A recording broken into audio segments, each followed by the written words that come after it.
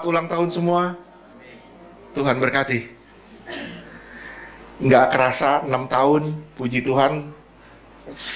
Hari ini kedatangan semua teman-teman Iktus kumpul. Bersyukur buat Pak Roy bisa hadir dari jauh. Dari planet, satu planet sama kita. Beda provinsi.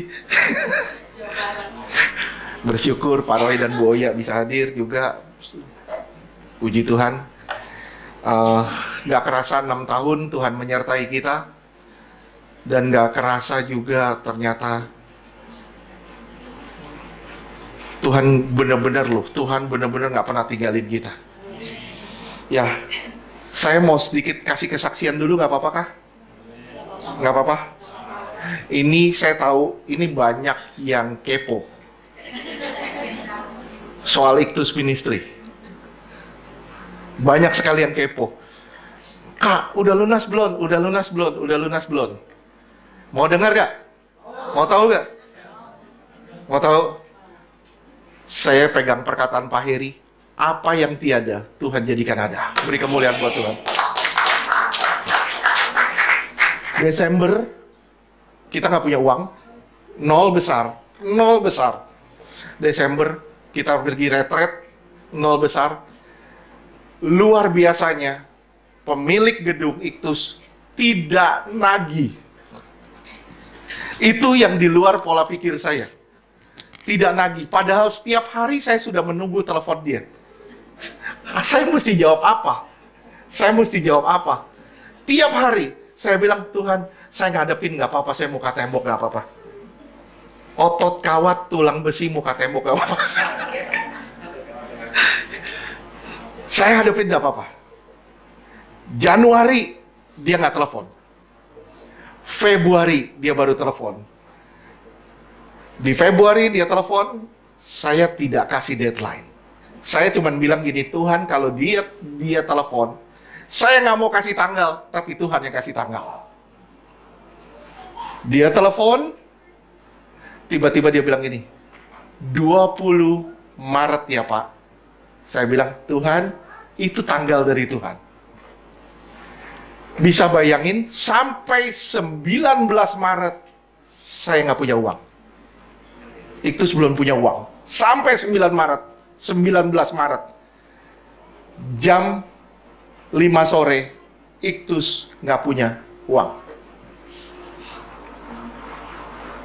Tapi jam 6 sore, Tuhan mengadakan apa yang tiada menjadi ada. Beri kemuliaan buat dia. Jujur, walaupun masih ada kurang, karena salah hitung, saya ada kurang sedikit, tapi sebagian besarnya Tuhan sudah tutup. Amin. Sebagian besarnya Tuhan sudah tutup, tapi sebagian kecilnya tinggal beberapa juta, itu masih kurang sedikit, karena kesalahan saya hitung. Jadi saya salah minta sama Tuhan. Tapi gak apa-apa. Yang penting ini saudara ikut kita sama-sama, kita berjalan bersama. Sama-sama saudara udah lihat betapa hebat penyertaan Tuhan, dan Tuhan tidak pernah terlambat. Tanggal 19 jam 6 sore, begitu ada uang, ada yang transfer, ada yang kirim, saya cuman pelukan sama istri saya nangis berduaan. Saya cuma nangis berdua. Saya bilang, Tuhan benar, Tuhan menjawab doa. Dia mendengar doa dan dia menjawab doa. Amin. Itu hebat. Tuhan itu hebat luar biasa. Hebat luar biasa. Untuk atas dasar apa kita nggak percaya lagi sama Tuhan? Ya, saya rindu semua di sini kita semua percaya penuh sama Tuhan. Lewati hari-hari hidup ini memang nggak mudah, tapi nggak sulit kalau sama Tuhan. Nggak sulit selalu sama Tuhan. Kalau saudara mau menyerahkan diri saudara sama Tuhan. Minggu lalu kita belajar tentang warisan. 2 minggu sebelumnya saya bilang, aduh gue masih jauh dari benar. Kita masih jauh dari sempurna. Minggu ini Tuhan ngajarin lagi. Saya bilang, apakah benar kita sudah benar? Hari ini Tuhan ngajarin tentang bertemu muka dengan Allah. Yang saudara harus tahu satu, firman Tuhan berkata, Allah kita adalah Allah yang tidak nampak, invisible God. 1 Timotius 1 ayat 17. 1 Timotius 1 ayat 17. Hormat dan kemuliaan sampai selama-lamanya bagi Raja segala zaman, Allah yang kekal, yang tak nampak, yang esa. Amin. Amin. Ya, firman Tuhan jelas berkata, Dia Allah yang tidak nampak, invisible God.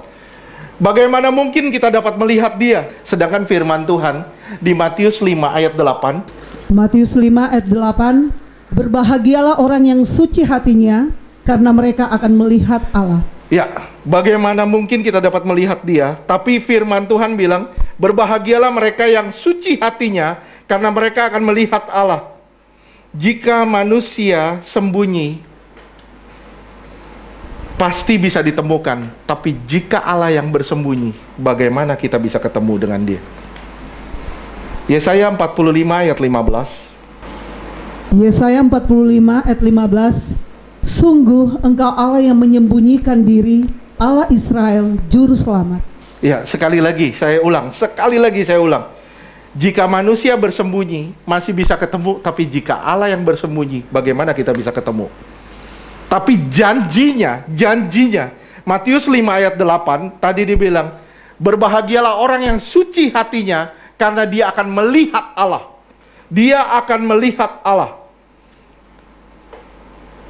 Janjinya kita akan berjumpa dengan Allah jika kita suci hati kita. Saudaraku, simak baik-baik. Kehidupan Kristen bukan kehidupan jalan buntu. Kehidupan Kristen bukanlah kehidupan jalan buntu yang berakhir di liang kubur. Bukan kehidupan jalan buntu yang berakhir di liang kubur, tapi kehidupan yang berlanjut. Kehidupan yang terus berlanjut sampai ke balik kubur. Yaitu kita akan masuk dalam kota kudusnya tanpa tangisan dan tanpa air mata. Saya ulang sekali lagi, kehidupan Kristen bukan kehidupan yang jalan buntu. Jadi kehidupan Kristen bukan kehidupan jalan buntu yang berakhir di liang kubur, tapi kehidupan yang berlanjut sampai ke balik kubur, yaitu saudara dan saya akan masuk di dalam kota kudusnya tanpa tangisan dan tanpa air mata. Ini adalah harapan kita. Wahyu 21 ayat 2 sampai 4. Wahyu 21 ayat 2. Dan aku melihat kota yang kudus, Yerusalem baru, turun dari sorga, dari Allah yang berhias bagaikan pengantin perempuan yang berdandan untuk suaminya. Iya, terus? Wahyu 21 ayat 3. Lalu aku mendengar suara yang nyaring dari takhta itu berkata, lihatlah, kemah Allah ada di tengah-tengah manusia, dan ia akan diam bersama-sama dengan mereka. Mereka akan menjadi umatnya, dan ia akan menjadi Allah mereka. Oke, keempat. Wahyu 21 ayat 4. Dan ia akan menghapus segala air mata dari mata mereka, dan maut tidak akan ada lagi. Tidak akan ada lagi perkabungan, atau ratap tangis, atau duka cita, sebab segala sesuatu yang lama itu telah berlalu. Lihat ya, kita akan masuk di dalam kota kudusnya tanpa tangis, tanpa air mata. Ini harapan kita. Suatu hari kita akan masuk ke sana dan kita berjumpa dengan Tuhan. Walau Allah adalah Allah yang menyembunyikan diri, walau Allah kita adalah Allah yang menyembunyikan diri, tapi pewahyuan di seluruh Alkitab menyatakan Dia adalah Allah yang ingin ditemui. Sekali lagi, walau Allah kita adalah Allah yang menyembunyikan diri, tapi pewahyuan di seluruh Alkitab menyatakan Dia adalah Allah yang ingin ditemukan. He hides, yet but He wants us to seek Him. Dia sembunyi, tapi Dia ingin kita mencari Dia dan menemukan Dia. Allah kita sepertinya main petak umpet. Sepertinya Dia sedang main petak umpet. Dia sembunyi supaya apa? Supaya kita cari. Banyak orang tidak cari Allah, tidak ngotot sama Allah. Dia sembunyi supaya kita cari, supaya kita bisa temukan dia. Tidak ada cara lain. Saya ulang sekali lagi, tidak ada cara lain selain komitmen total sama dia. Hidup bagi dia, hidup untuk dia. Total. Untuk mengenal dia, tidak ada cara lain selain totalitas. Totalitas hidup. Tanpa totalitas, saudara tidak pernah, saya jamin, tidak pernah menemukan Allah. Tidak pernah. Harus total. 2 Tawarikh 25 ayatnya kedua. 2 Tawarikh 25 ayat 2. Ia melakukan apa yang benar di mata Tuhan, hanya tidak dengan segenap hati. Iya, ini bahaya. Melakukan apa yang benar di mata Tuhan, tapi tidak dengan segenap hati. Setengah hati. Kalau setengah hati, ujung-ujungnya terbuang juga. Kalau saudara lihat raja ini, saudara akan lihat ujung-ujungnya disingkirkan juga sama Tuhan. Kenapa? Karena dia setengah hati, tidak segenap hati. Kalau saudara mau cari Tuhan, saya bilang sama saudara, satu-satunya cara segenap hati. Nggak bisa setengah hati. Ibrani 11 ayatnya ke-6. Ibrani pasal 11 ayat 6. Tetapi tanpa iman, tidak mungkin orang berkenan kepada Allah. Sebab barang siapa berpaling kepada Allah, ia harus percaya bahwa Allah ada, dan bahwa Allah memberi upah kepada orang yang sungguh-sungguh mencari dia. Ada upah untuk setiap orang yang sungguh-sungguh mencari dia. Kalau saudara nggak sungguh-sungguh mencari dia, nggak ada upahnya. Saya ngomong sama saudara gini ya. Saya galakin. 1 jam setiap hari. Sudah dibikin belum? Sudah dilakukan belum? Di luar baca firman loh. 1 jam tiap hari duduk di dalam hadirat Tuhan. Saya yakin kalau saudara bikin itu, saudara akan temukan kebenaran. Dan kebenaran itu akan memerdekakan saudara dari semua belenggu ikatan. Hati-hati ya. Tuhan mau kita cari dia, dan ada upah buat orang yang mencari dia. Saya ibaratkan Tuhan main petak umpet sama kita. Tuhan main petak umpet sama kita. Kita nih anak, dia nih bapak. Dia bapak kita. Kita anaknya. Bisa bayangin nggak? Bisa bayangin siapa yang sini punya anak? Pak Yogo deh, paling deket. Pak Yogo sebagai bapak. Rahel anak. Ya. Pernah main petak umpet gak sih?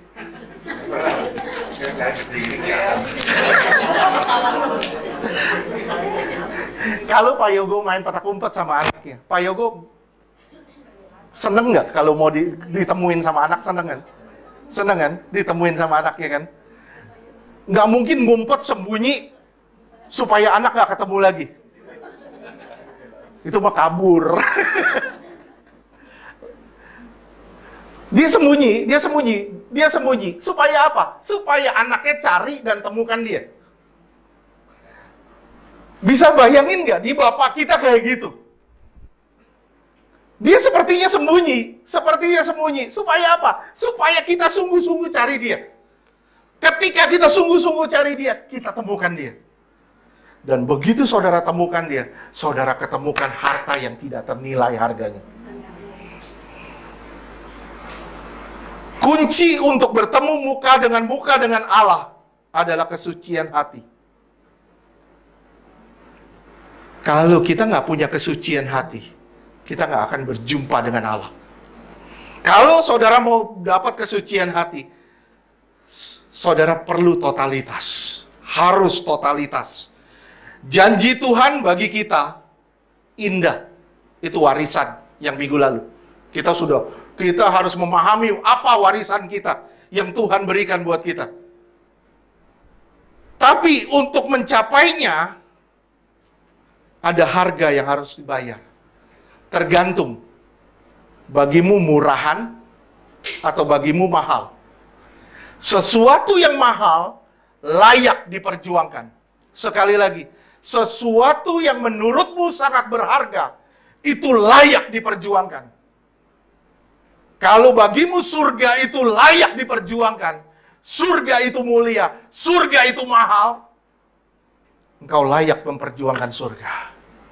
Saya bilang sama saudara, hidup matimu buat dia. Nggak ada cara lain. Nggak ada cara lain. Tergantung dari kita. Kalau kita merasa surga itu sangat berharga, Tuhan itu sangat berharga, kenapa kita nggak ngotot cari dia? Kenapa kita nggak ngotot untuk dekat sama dia? Kenapa kita nggak ngotot untuk peluk dia selalu? Ingat Mazmur kemarin bilang apa? Puaskan aku dengan wajahmu.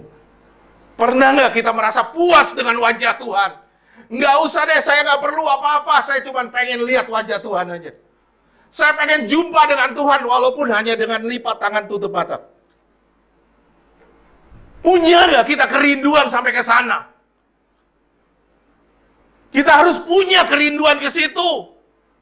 Supaya kita benar-benar mendapatkan warisan itu. Jika barang itu mahal dan berharga, harus dikejar dan harus diperjuangkan.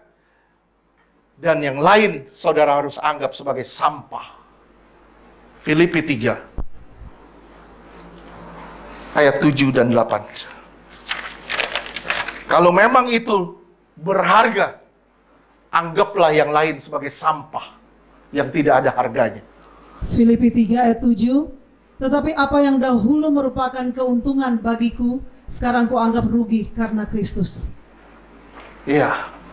Apa yang dahulu keuntungan bagiku, sekarang udah gak ada artinya bagiku. Terus Filipi 3 ayat 8. Malahan segala sesuatu kuanggap rugi karena pengenalan akan Kristus Yesus Tuhanku lebih mulia daripada semuanya. Oleh karena dialah aku telah melepaskan semuanya itu dan menganggapnya sampah supaya aku memperoleh Kristus. Ya. Apa yang menurut kita berharga? Keluarga kita? Aset kita? Apa yang menurut kita berharga? Pasti kita perjuangkan. Kalau Kristus menurut kita sangat berharga, kita perjuangkan dia. Kalau surga menurut kita sangat berharga, kenapa kita nggak ngotot untuk sampai ke sana? Ya, yang penting Pak, saya menyendiri, saya nggak bersentuhan. Nggak bisa. Tuhan memanggilmu untuk menjadi berkat bagi orang lain. Tuhan memanggil kita untuk menjadi kepanjangan tangan Tuhan. Dimanapun kita berada, kita bisa mengulurkan tangan bagi orang lain. Dimanapun kita berada, kita bisa jadi berkat bagi orang lain.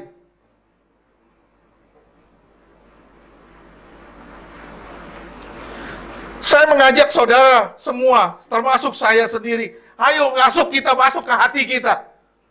Kita lihat, kita jujur, kita lihat ke hati kita. Jujur kita lihat ke hati kita. Begitu saudara masuk dan lihat ke hati saudara, saudara akan sadar betapa banyaknya sampah di hati kita. Jujur, banyak sekali sampah di hati kita. Masih banyak sampah, masih banyak kotoran di hati kita. Masih banyak ketidaksucian. Hati kita masih bercabang, kita masih sering ketakutan. Kita masih sering khawatir dengan banyak hal. Kita masih sering ngedumel, kita masih sering komplain.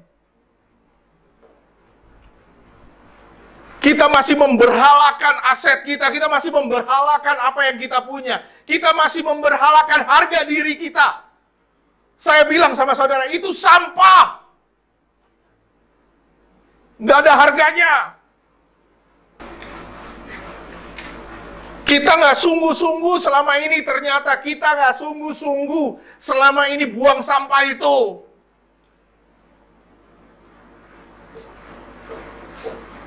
Kita nggak mau diomongin orang, kita nggak mau disakiti orang.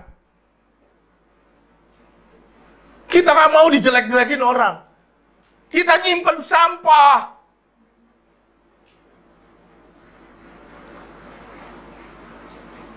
Orang yang suci hatinya dia buang sampah benar-benar dan menemukan Kristus atau mengejar Kristus.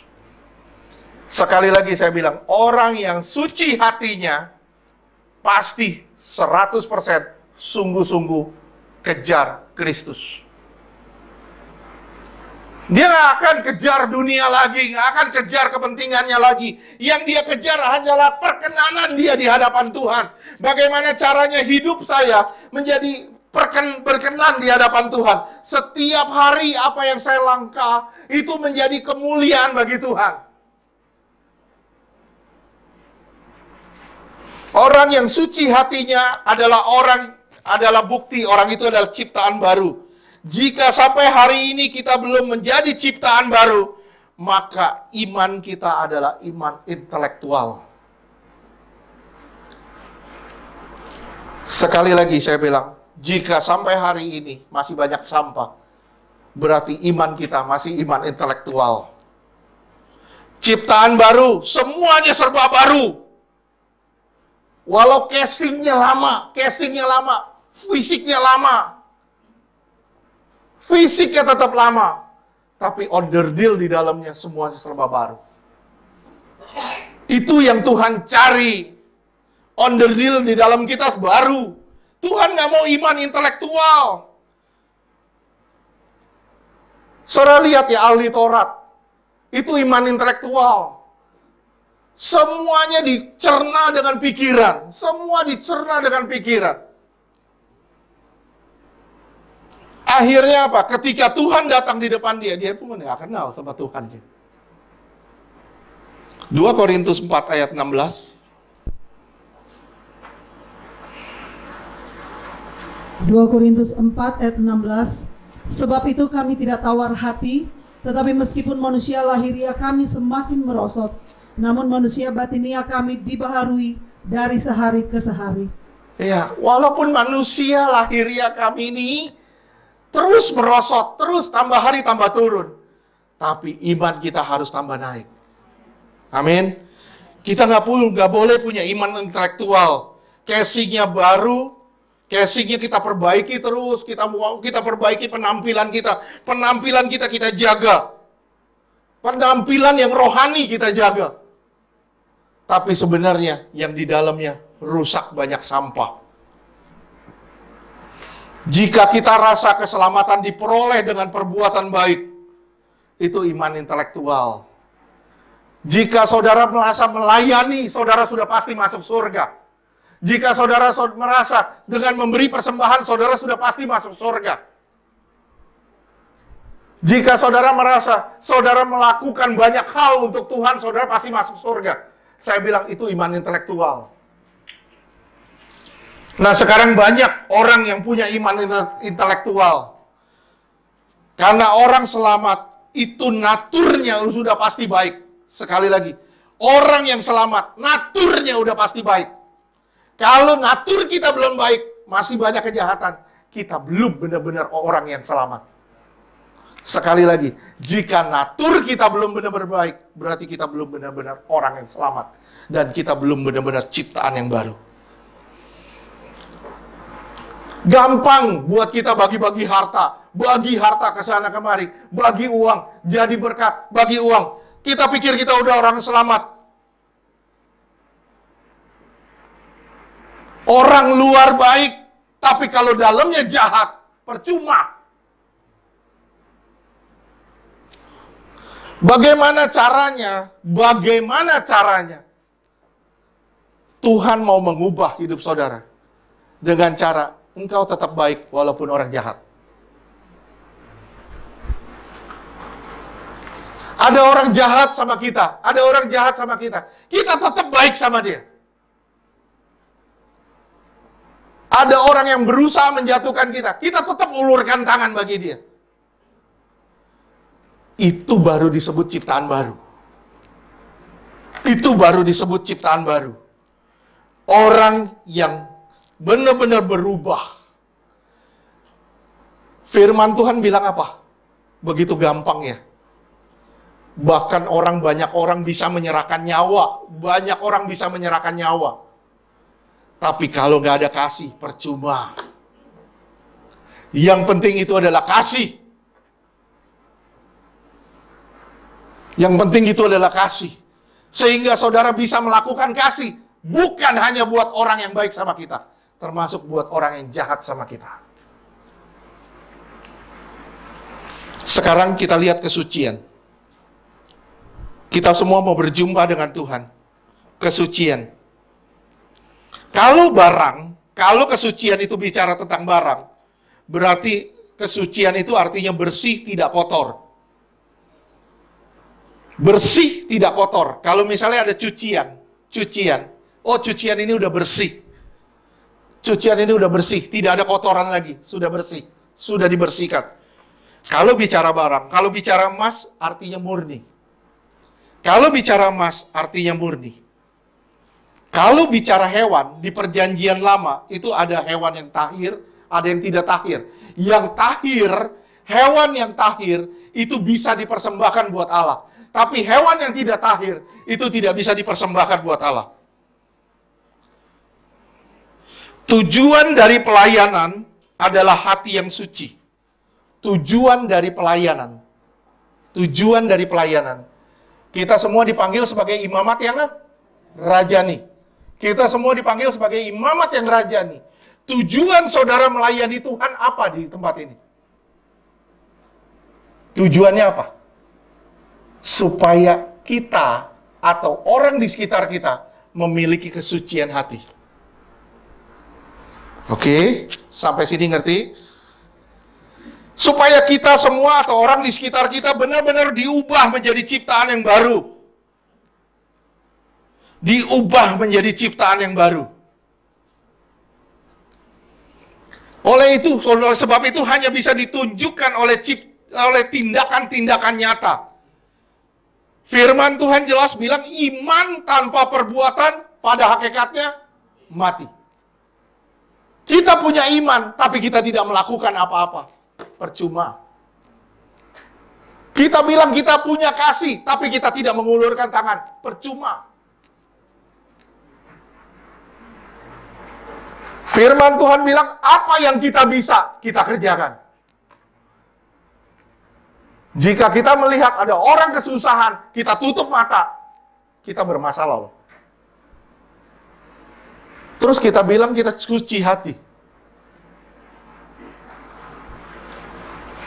Di dalam Wahyu, di kitab Wahyu, ada 2 kota. Betul nggak? Kota apa? Kota apa? Yerusalem, satu lagi. Ada 2 kota. Babel. 2 kota yang disebut di Wahyu. Yerusalem baru dan Babel. Babel itu menunjuk pada kebesaran, kemegahan, atau kekuatan. Yerusalem baru itu menunjuk pada kesucian dan kekudusan. Simak baik-baik ya. Simak baik-baik. Ini saya bicara soal tujuan pelayanan. Ini saya bicara soal tujuan pelayanan. Kebetulan hari ini kita 6 tahun genap Chosen Generation. Tujuan pelayanan. Di kitab Wahyu ada 2 kota. Satu Babel yang bicara soal kekuatan. Kedua Yerusalem baru yang menunjuk pada kesucian dan kekudusan. Sekarang tujuan pelayanan kita apa? Tujuan pelayanan kita apa? Tujuan pelayanan seharusnya semua gereja, tujuan pelayanannya harusnya Yerusalem baru. Kalau gereja bilang bertujuan Yerusalem baru, tapi yang dipusingkan adalah aset, gimana caranya jadi banyak, gimana caranya jadi besar, gimana caranya finansial kuat. Saya bilang, Babel. Oke, sekali lagi. Ini tujuan pelayanan. Jika tujuan pelayanan Babel, kita akan berambisi. Kita akan menjadi besar.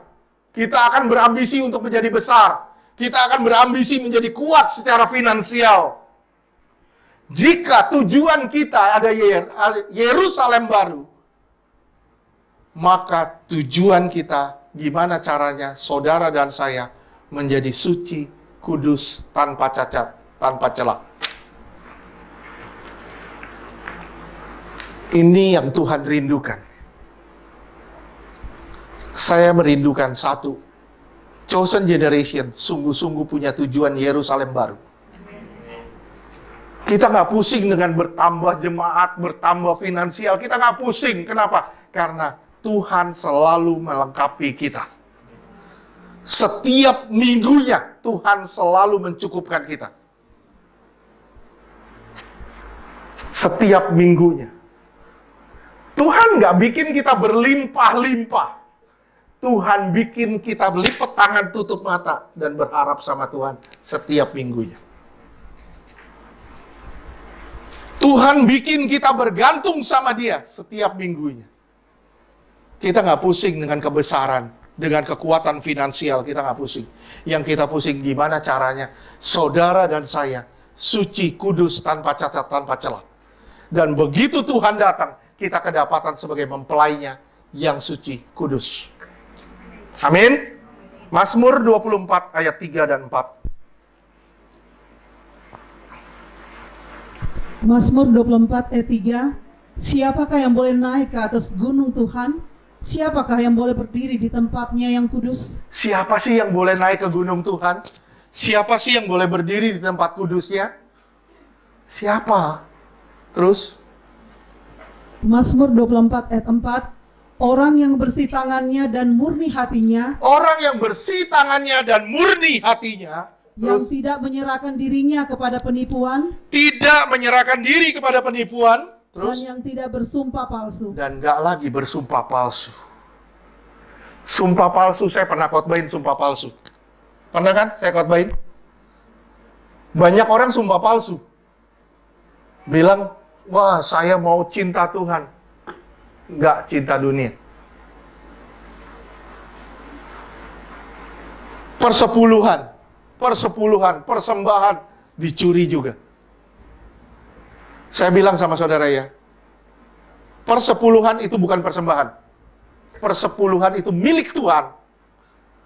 Jadi kalau diambil, itu milik Tuhan yang kamu ambil. Dan itu salah satu bagian dari sumpah palsu. Ya, hidup kita punya kepalsuan, banyak kepalsuan. Bagaimana caranya supaya kita suci hatinya? Mazmur 51 ayat ke-12.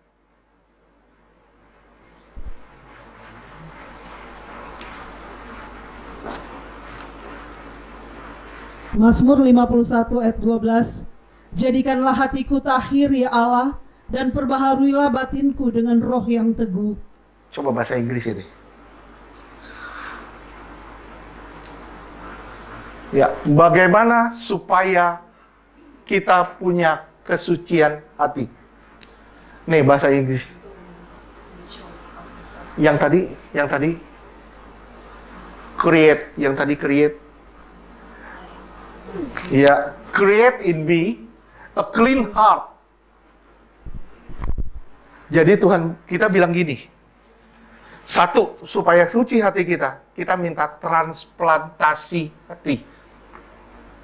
Tuhan, aku minta diganti hati yang baru. Cangkokkan padaku hati yang baru, Tuhan. Karena yang lama itu busuk, Tuhan. Banyak sekali kejahatan, banyak sekali sampah. Banyak sekali kotoran. Tuhan, cangkokkan padaku hati yang baru.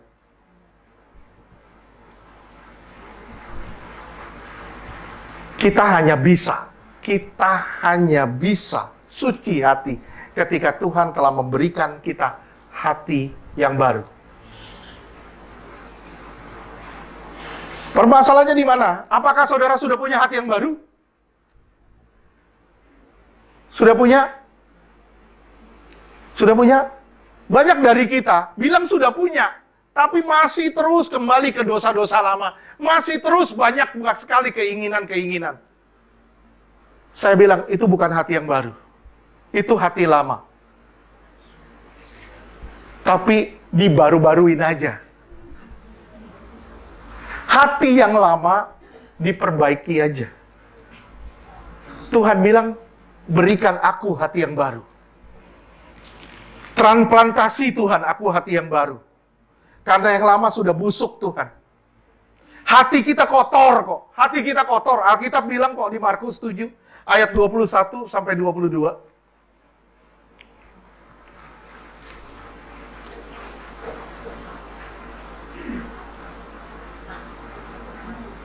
Markus 7 ayat 21 sampai 22.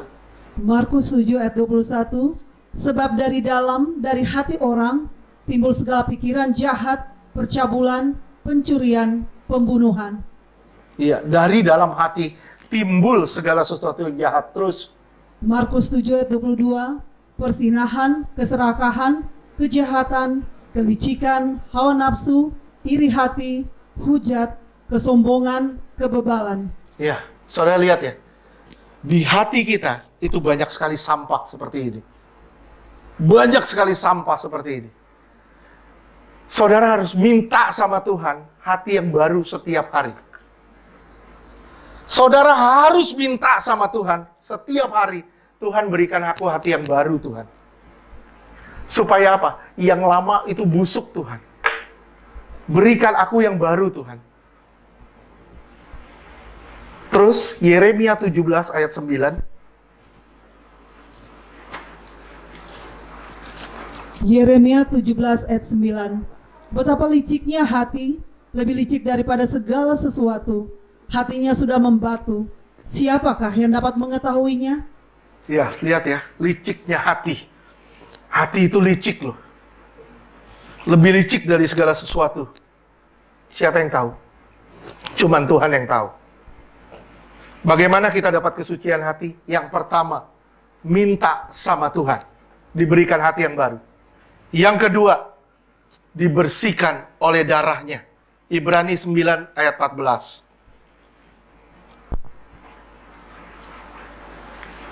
Ibrani 9 ayat 14. Betapa lebihnya darah Kristus yang oleh roh yang kekal telah mempersembahkan dirinya sendiri kepada Allah sebagai persembahan yang tak bercacat, akan menyucikan hati nurani kita dari perbuatan-perbuatan yang sia-sia, supaya kita dapat beribadah kepada Allah yang hidup.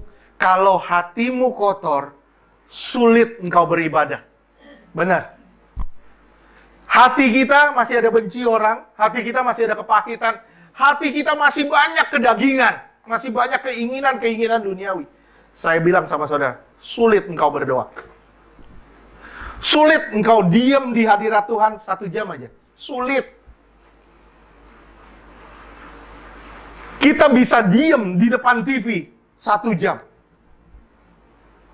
Nonton depan TV kita bisa diam 1 jam.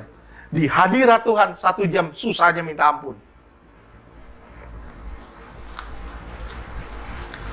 Pasti sangat susah kalau saudara nggak pernah biasakan. Saya bilang, pasti sangat susah kalau nggak dibiasakan. Nanti nyesel bener, nyesel bener. Begitu jumpa Tuhan, Tuhan bilang, kamu nggak ada hubungan sama aku. Kamu nggak ada hubungan sama aku. Kamu nggak pernah serius cari aku. Aku telah bernubuat demi namamu, aku telah menumpangkan tangan demi namamu, Tuhan bilang, pergi kamu. Karena aku tidak bisa menikmatimu. Ginosko kata Tuhan. Aku nggak bisa nikmatin kamu. Kita nggak bisa dinikmatin Tuhan.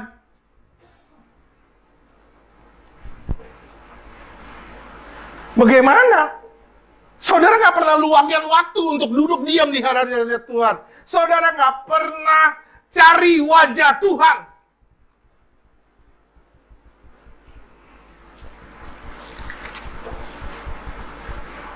Kalau saudara bertemu presiden, saudara bisa duduk rapi. Ini bertemu raja di atas segala raja. Kenapa kita nggak pernah luangkan waktu buat dia? Saya bilang, waduh gawat kekristenan sekarang. Benar-benar gawat. Saudara pikir saudara udah beres. kita semua udah beres. Belum, kita perlu dibereskan. Jangan merasa kita udah benar, kita belum benar, kita perlu dibenarkan.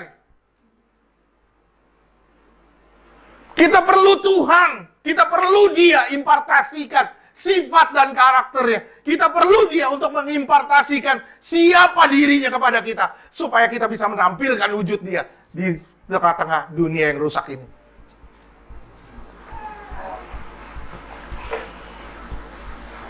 Saya bilang sama saudara, kalau kita nggak sungguh-sungguh cari Tuhan, mulai hari ini, saya bilang, kerohanian kita dalam bahaya fatal.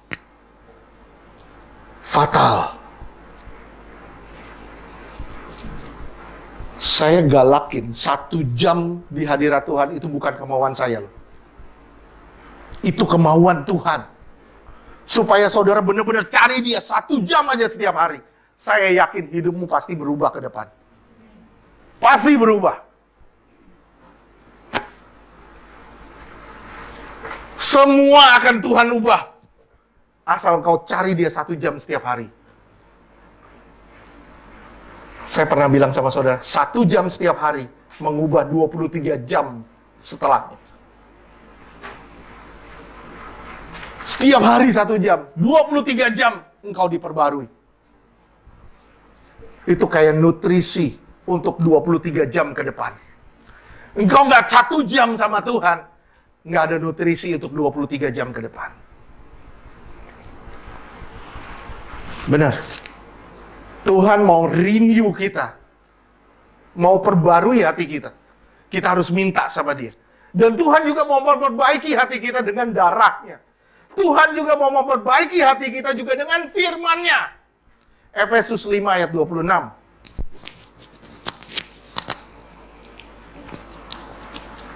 Efesus 5 ayat 26. Untuk menguduskannya sesudah Ia menyucikannya dengan memandikannya dengan air dan firman. Iya, disucikan dan dimandikan dengan air dan firman. Kita dibersihkan dengan airnya, dengan kuasa rohnya. Kita juga dibersihkan dengan kuasa firman-Nya. Sekali lagi saya ngomong. Apa sih isi khotbah saya selama ini? 6 tahun. Apa isinya? Cuman 2. Firman dan keintiman. 2 itu aja. Ini sama ini. Udah gak ada yang lain. Saudara mau telah asing, buka semua Alkitab nih, buka nih, pelajarin. Isinya cuma 2. Ketetapan Tuhan dan keintiman. Gak ada lain. Yang minggu lalu saya ulang. Jika engkau bisa baca, bisa tulis. Bisa baca, bisa tulis. Dan engkau bisa baca Alkitab. Tapi engkau nggak baca Alkitab, engkau sedang disesatkan.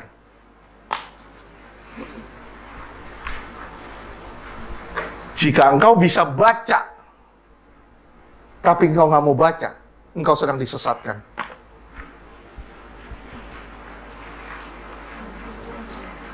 Selidiki dia, baca. Ada 140 juta buku di seluruh dunia. Di seluruh dunia yang beredar. 140 juta buku. Cuman 1 buku yang ditulis sama Bapak kita di surga. Bapak kita yang penuh kasih. Bapak kita yang mengasihi kita. Kenapa kita nggak mau baca ini? Susah banget baca Alkitab. Baca koran, rajin. Baca berita, rajin. Begitu baca Alkitab, langsung.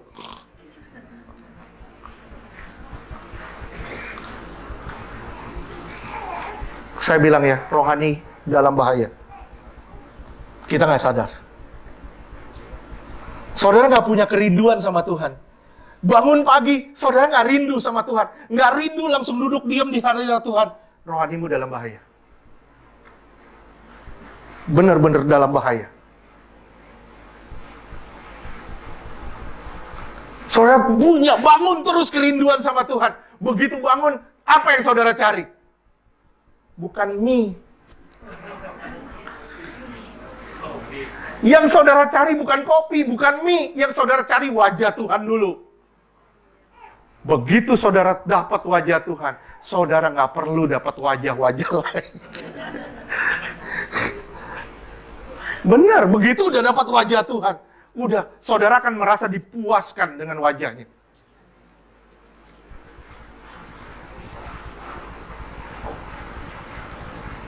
Satu jam aja. Di luar baca firman. Di luar baca firman. 1 jam aja. Ngapain, Pak? Nggak bisa ngapa-ngapain. Nyembah aja. Suara jelek. Di mata Tuhan, suaramu cakep luar biasa. Asal itu muncul dari dalam hatimu.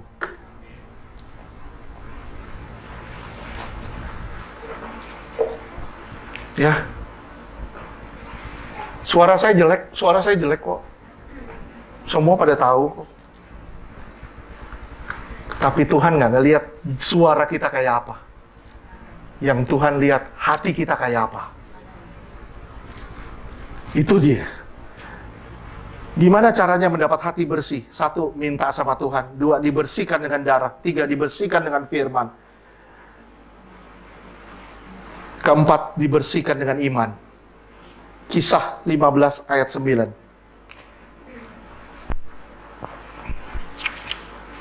Kisah Rasul 15 ayat 9. Dan ia sama sekali tidak mengadakan perbedaan antara kita dengan mereka, sesudah ia menyucikan hati mereka oleh iman. Iman dapat menyucikan hati saudara. Sekali lagi, darah, firman, iman. Saudara akan mempunyai hati yang suci. Hati adalah manusia batinia yang terdalam. Kesucian hati harus dinyatakan dengan tangan yang bersih, perbuatan yang baik, kejujuran, tutur kata yang tidak sembrono. Saya ulang sekali lagi, kesucian hati harus direfleksikan, harus dinyatakan dengan tangan yang bersih atau perbuatan yang baik. Hidup benar di hadapan Tuhan, jujur, tutur kata yang tidak sembrono, tutur kata yang gak asal-asalan. Amin. Gimana kita? Masih suka ngasal ngomong? Masih suka ngomel-ngomel nggak? Masih suka marah-marah nggak? Kalau masih, gimana kita bisa bilang kita ciptaan baru? Ciptaan baru, dulu ngomel, sekarang ngomel, mana barunya? Ciptaan baru, dulu ngomel, sekarang senyum. Itu ciptaan baru. Kalau ciptaan baru, dulu begini, sekarang begini, sama saja. Itu bukan ciptaan baru, itu ciptaan lama dengan casing baru. Oke? Sampai sini paham? Hati yang suci itu seperti apa sih? Mazmur 73 ayat 25.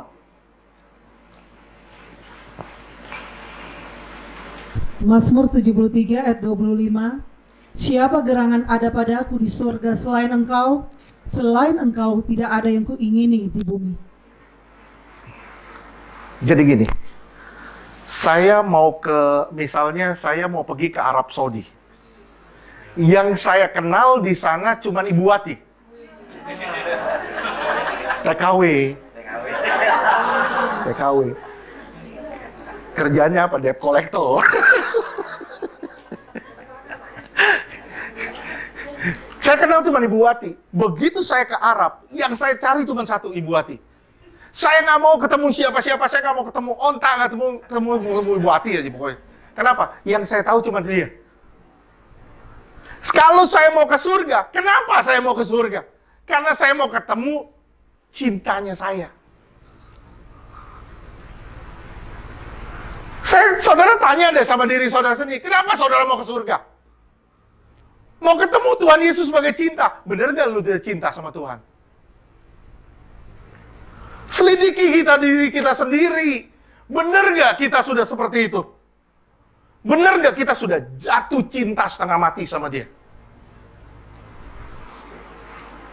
Saya bilang ya, stres saya diajarin Tuhan tadi pagi. Terus sampai bilang, Tuhan, Tuhan ngajarin begini, saya bilang, udah 3 kali nih. Saya bilang, waduh, gue stres deh. Hidup gue masih jauh nih dari benar nih. Tuhan ngajarin, saya bilang, aduh, kita semua berubah yuk. Nggak ada cara lain kalau saudara benar-benar mau ke surga. Yuk kita sama-sama berubah. Kecuali saudara mau masuk tempat lain, terserah. Tapi saya nggak mau ada satupun. Saya berdoa di dalam nama Yesus, siapapun duduk di sini, tidak satupun binasa. Ya, kita semua harus benar-benar masuk ke kekekalan surga. Kenapa saya mau ke surga? Karena saya rindu untuk berjumpa dengan kekasih saya. Nah, sekarang kembali kedua, di sini dibilang, selain kau tidak ada yang kuingini di bumi. Di bumi, selama aku di bumi, aku nggak pengen apa-apa selain Tuhan. Jadi seperti apa ya? Gini, di bumi, hanya engkau yang kuingini. Saudara boleh bilang, ini gila, ini ekstrim. Saya boleh bilang, ini standar. Saudara boleh bilang, ini gila, ini ekstrim, ini standar. Tuhan bilang gini, Tuhan bilang gini. Tuhan sampai ngomong gini. Nih, begitu saudara bangun pagi, saudara langsung cari dia. Artinya apa? Selain kau, tidak ada yang kau ingini di bumi. Tuhan, aku nggak pengen duit, aku nggak pengen harta, aku nggak pengen apa-apa. Aku nggak pengen apa-apa, aku cuma pengen Tuhan. Begitu aku pengen Tuhan, aku ke surga nanti. Aku juga pengen Tuhan, ketemu Tuhan di sana. Itu berjumpa muka dengan dia, beri kemuliaan dengan. Itu yang Tuhan rindukan. Di bumi kita nggak mau apa-apa, nggak pengen apa-apa. Selain Tuhan, di surga pun kita nggak mau ketemu siapa-siapa. Di surga kita nggak mau ketemu siapa-siapa. Saudara mau, banyak orang bilang gini, oh saya pengen ke surga, pengen ketemu suami saya yang sudah meninggal. Saya pengen ketemu istri saya. Saudara, saya bilang ya, saudara nggak akan ketemu mereka. Begitu sampai di sana, saudara nggak kenal siapa mereka. Saudara cuma kenal mereka sebagai saudara-saudara. Tapi kalau saudara sampai surga, saudara akan berjumpa dengan kekasih saudara. Pertanyaan saya sama saudara, apakah saudara benar-benar mengasihi dia hari ini? Apakah saudara sungguh-sungguh mengasihi dia hari ini? Kalau saudara bilang, saya benar-benar mengasihi dia, cari nggak wajah dia setiap hari? Sekali lagi ya, Tuhan bersembunyi untuk ditemui. Tapi bahayanya, banyak orang nggak mau ketemu. Saya selalu ngomong sama saudara, jangan pernah merasa cukup dengan apa yang kau punya hari ini. Jangan pernah merasa, sudah cukup Tuhan sampai di sini, rohani saya. Enggak, Tuhan mau explore saudara lebih. Sekali lagi, Tuhan mau explore saudara lebih. Dan saudara akan dijadikan manusia yang berbeda. Manusia yang biasa jadi manusia yang luar biasa. Ini standarnya. Kalau saudara ke surga, saudara cuman mau ketemu dia. Kalau selama saudara di bumi, saudara terus cari dia. Ini standar. Jadi seluruh hidup saudara dipenuhi oleh cinta akan Tuhan. Standar. Standar banget. Saya bilang standar banget. Kalau nggak begini bahaya. Ingat minggu lalu saya bilang apa? Minggu lalu, kalau iblis gak bisa membuat engkau jatuh dalam dosa, iblis akan membuat engkau menyia-nyiakan waktu. Kalau iblis gak bisa buat engkau jatuh dalam dosa secara fisik, dia akan buat engkau sia-siakan waktu untuk tidak cari Tuhan. Bahaya banget. Dalam perjanjian lama, berhala itu di luar. Dalam perjanjian lama, berhala itu di luar. Nih, misalnya ini berhala. Saya nyembah di. Ini berhala di luar. Tapi dalam perjanjian baru, berhala itu di dalam. Berhala itu di dalam hati kita. Ada harga diri dah. Lu disakitin masih kepahitan. Masih sakit, masih terluka. Itu berhalanya masih di dalam. Kita masih banyak sekali keinginan. Masih banyak sekali yang harus saya capai. Berhalanya masih di dalam. Yang Tuhan mau gimana? Tuhan dijadikan satu-satunya tujuan hidup kita.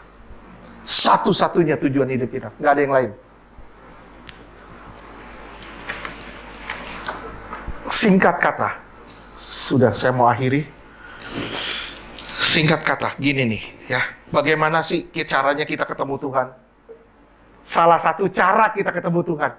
Salah satu cara kita ketemu Tuhan, gimana caranya? Ada yang bisa jawab nggak? Fran, gimana Fran? Berdoa.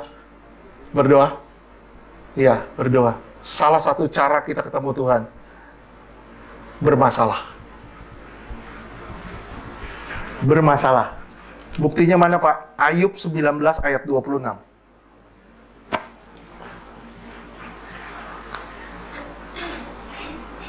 Ayub 19 ayat 26.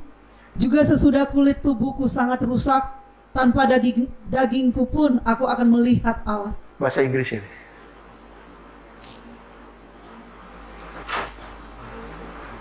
Ya. Yet in my flesh shall I see God.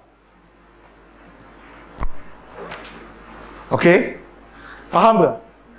Yet in my flesh shall I see God.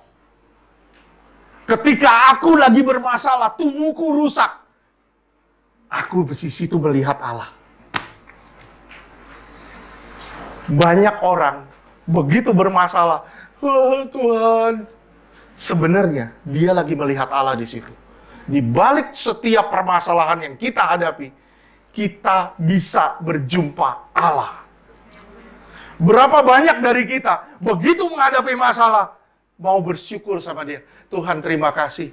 Ada nggak ada duit, engkau tetap baik. Berapa banyak dari kita mau begitu? Berapa banyak dari kita begitu banyak duit baru bilang, Tuhan engkau baik luar biasa. Saya bilang, engkau dapat 10 juta, engkau takar harga Tuhan 10 juta. Engkau dapat 10 juta dan engkau bilang Tuhan baik, engkau takar harga Tuhan 10 juta. Begitu engkau nggak dapat apa yang kau butuhkan, engkau butuh 40 juta misalnya, dan engkau berkata, Tuhan kau jahat, engkau takar Tuhan senilai 40 juta. Betapa jahatnya kita. Betapa jahatnya kita. Begitu kita lagi sakit, kita bilang, Tuhan, kenapa ini? Kenapa ini? Seakan-akan Tuhan itu sumber segala masalah. Begitu kita sakit, bilang, Tuhan terima kasih, engkau tetap baik. Dalam sakitku, dalam sehatku. Engkau tetap baik. Kita nggak menakar Tuhan sebagai Tuhan yang jahat. Kita menakar Tuhan sebagai Tuhan yang baik dalam segala keadaan kita. Beri kemuliaan buat Dia. Kalau saudara sampai ke tingkat ini, engkau akan cari Tuhan apapun ceritanya. Begitu bangun pagi, engkau akan langsung duduk diam, cari wajah Tuhan. Bukan cari wajah teman, pesan-pesan apa hari ini. Begitu bangun pagi, yang dipegang Tuhan, bukan HP.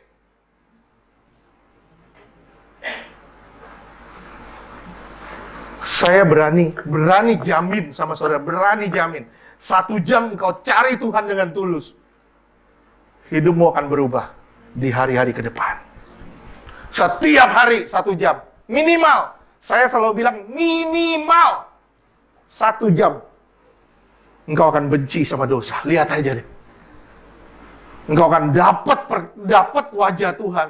Engkau akan bilang tidak pada semua dosa. Engkau akan hidup benar, tanpa cacat, tanpa celah. Dan engkau akan berjumpa muka dengan Tuhan. Beri kemuliaan buat Tuhan. Amin.